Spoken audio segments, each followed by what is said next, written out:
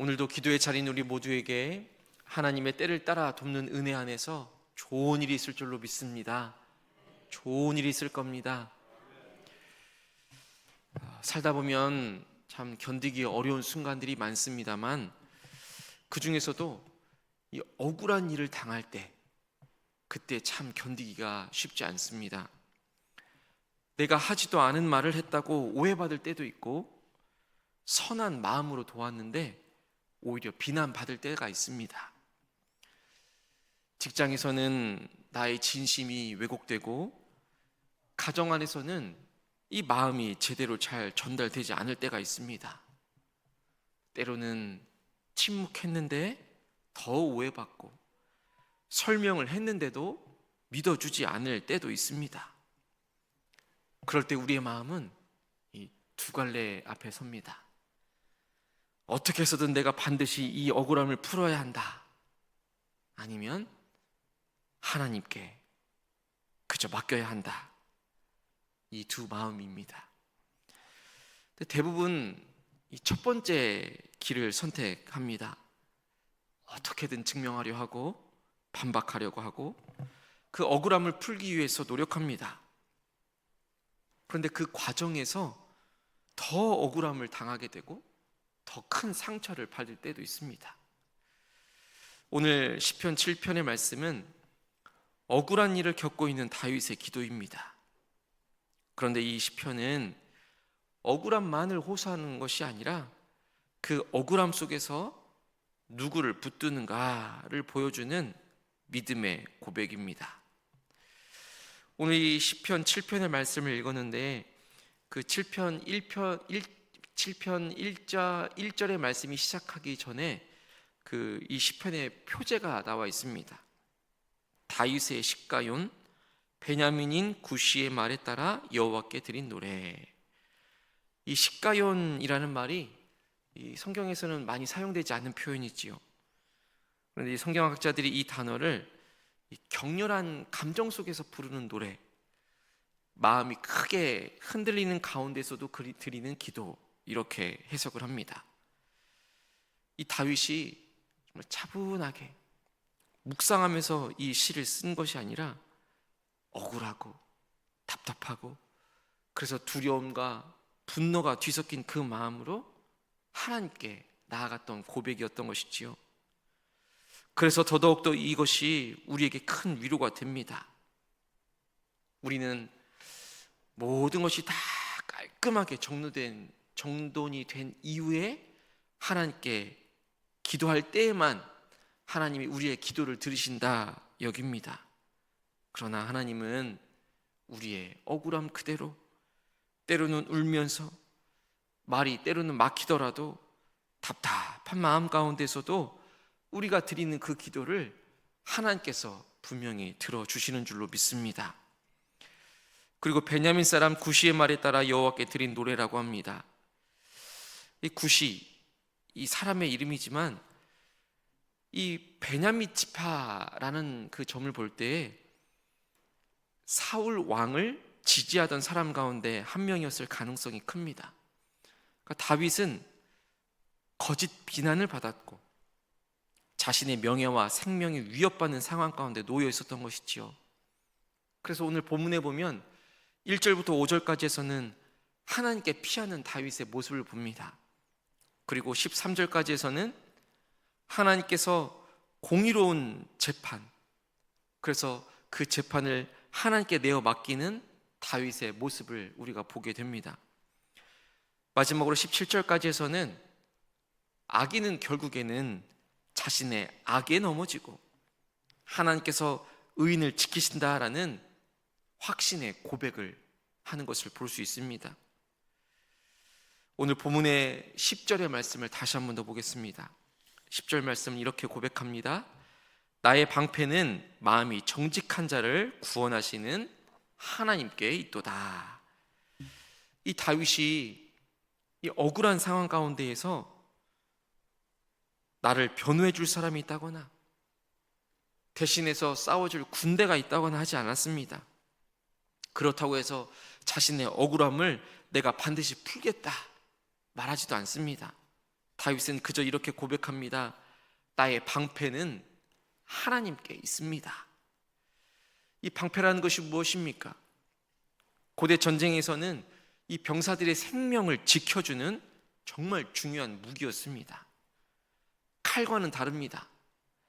칼이 없어도 전쟁터에서는 살아남을 수 있지만 방패가 없으면 화살을 막을 수 없기에 언제 죽을지가 모릅니다.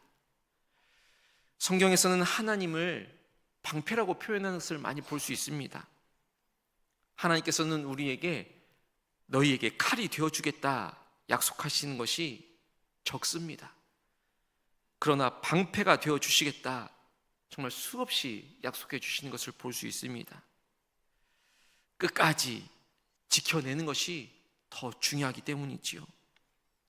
방패는 공격하는 무기가 아닙니다. 방패는 적을 쓰러뜨리는 도구도 아닙니다. 그저 나를 지키는 도구입니다. 우리의 문제는 이 방패를 버리고 칼을 들려고 한다는 것에 있습니다. 상처를 받으면 같이 상처를 주려고 합니다. 억울하면 같이 공격하려고 합니다. 비난받으면 오히려 더 큰 소리로 맞서려고 합니다. 하지만 다윗은 칼보다는 방패를 선택합니다. 그리고 그 방패는 바로 하나님이셨습니다. 오늘 이 말씀을 묵상하면서 자연스럽게 떠오르는 장면이 있습니다. 다윗이 자신을 그렇게도 쫓던 이 사울을 죽일 수 있었던 엔게디 굴 사건입니다. 끝까지 다윗을 죽이려고 사울이 계속해서 쫓아다니지 않았습니까? 그런데 어느 날 이 사울이 혼자 굴 안으로 들어왔고 다윗은 그 뒤에 숨어 있었습니다. 함께하던 부하들이 오늘이야말로 이 하나님께서 지금 원수를 넘겨주신 날입니다. 속삭였습니다. 인간적으로 보면 이보다 좋은 기회는 없었습니다. 그런데 다윗은 어떡합니까? 그 칼을 내려놓습니다. 다윗은 이미 하나님을 자신의 방패로 삼았기 때문이지요. 방패를 가진 사람은 자신이 직접 심판자가 되려고 하지 않습니다. 그저 하나님의 때를 기다립니다. 결국에는 하나님께서 사울을 심판하시고 다윗은 자신의 손에 피를 묻히지 않습니다. 우리는 생각보다 더 많이 그리고 자주 우리 스스로를 지키려고 합니다.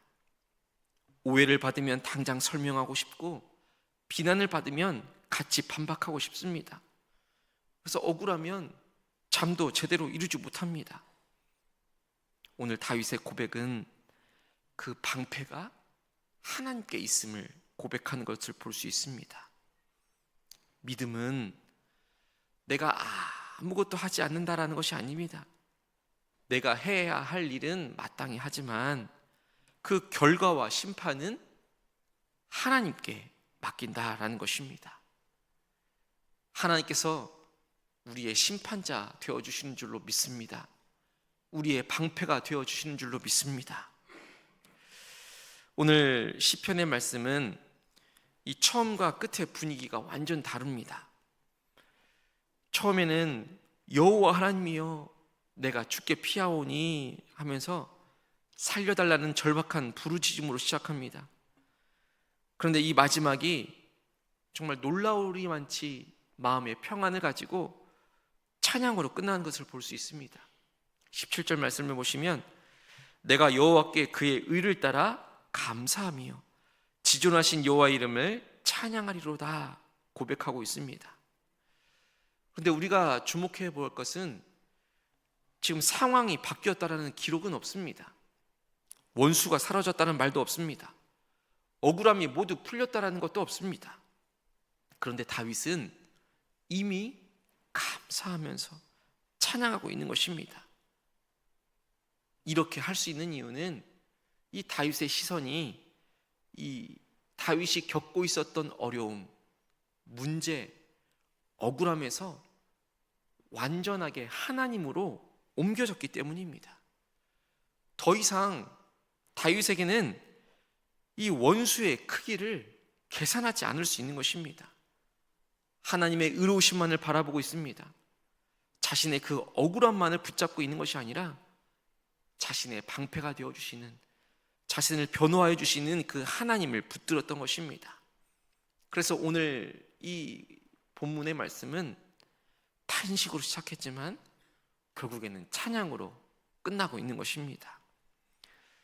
우리의 기도가 이와 같기를 간절히 소망합니다.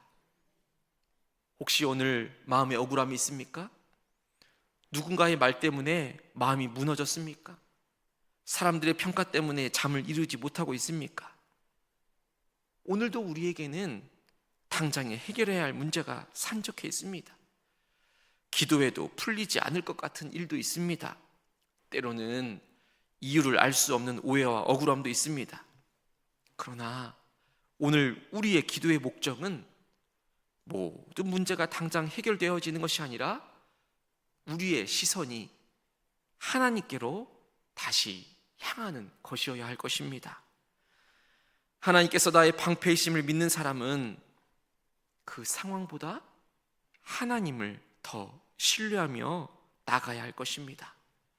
그리고 하나님의 의를 신뢰하는 사람은 응답 받은 뒤에 찬양하는 것이 아니라 응답을 기다리는 그 상황에서도 오늘도 찬양하며 나아가야 할 것입니다.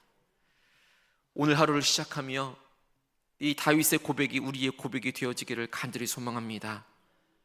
하나님만이 나의 방패 되어 주십니다.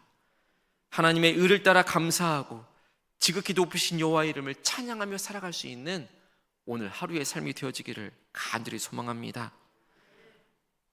환경이 아니라 하나님 때문에 감사하고 결과가 아니라 하나님의 의로우심 때문에 찬양할 수 있는 그 믿음이 오늘 우리의 삶 가운데 있기를 간절히 소망합니다. 함께 기도하겠습니다.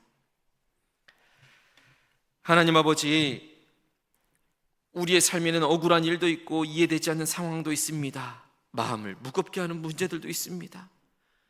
그러나 우리의 마음을 주님께 올려드립니다. 우리의 억울함, 우리의 눈물, 우리의 기도 제목 의로우신 재판장이신 하나님께 맡겨드립니다. 우리의 삶을 친히 변호하여 주시고 방패 되어 주셔서 가장 선한 길로 인도하여 주옵소서. 주님의 의로우심을 믿기에 먼저 감사하고 찬양하는 믿음을 허락하여 주옵소서. 하나님, 오늘은 우리의 가정과 자녀들을 위하여 기도합니다. 우리의 가정마다 예배가 회복되게 해주시고 바쁜 일상 속에서도 함께 기도하고 함께 말씀을 나누는, 함께 믿음을 나눌 수 있는 은혜를 허락하여 주옵소서. 부부가 서로를 이해하게 하여 주시고 상처 주는 말보다 살리는 말을 하게 하시며 가정 안에 주님의 평안이 흐르게 하여 주옵소서. 우리 자녀들을 위하여 기도합니다. 우리의 손주들을 위해서도 기도합니다. 세상의 가치보다 하나님의 뜻을 먼저 구하게 하여 주시고 사람의 눈치보다 하나님의 시선을 더 의식하며 살아가게 하여 주옵소서. 좋은 친구를 만날 뿐만 아니라 좋은 친구가 되어줄 수 있게 해주시며 유혹 앞에서도 믿음으로 선택할 수 있는 용기를 허락하여 주옵소서. 학업 가운데 지혜와 집중력을 주시고 게으름과 낙심을 이기게 해주시며 실패와 비교 속에서도 하나님의 자녀임을 포기하지 않게 하여 주시옵소서. 진로를 준비하는 자녀들 하나님이 예비하신 길을 발견케 해주시고 취업을 준비하는 청년들 가장 선한 길로 인도하여 주옵소서. 부모된 우리에게 지혜를 주시고 자녀를 내 뜻대로 키우려 하지 않고 하나님께서 맡기신 영혼으로 바라볼 수 있도록 조급함보다 기다림을 주시고 잔소리보다 기도를 선택할 수 있는 우리 모두가 되게 하여 주옵소서. 하나님, 오늘 하루도 어떤 일을 만나든지 나의 방패가 하나님이십니다 고백할 수 있는 믿음을 잃지 않게 하여 주시고 평안 가운데 살아내게 인도하여 주옵소서. 예수 그리스도 이름으로 간절히 기도하옵나이다. 아멘.